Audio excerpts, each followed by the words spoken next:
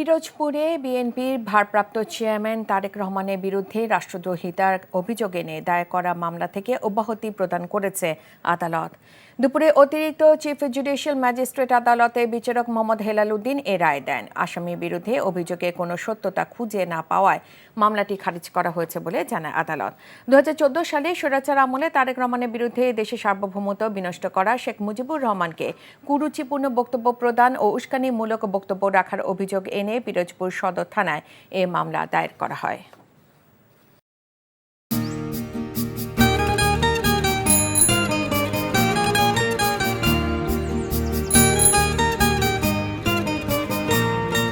শুনেন, পুরুষ মানুষ তো এভাবে ভয় পেলে চলে না, মুখে সাহস রাখতে হয়।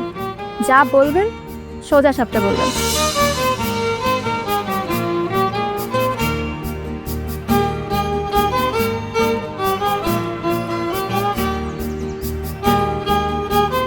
এই শীতে যে শীতের কাপড় ছাড়া আসছো, এটা কি ঠিক হয়েছে?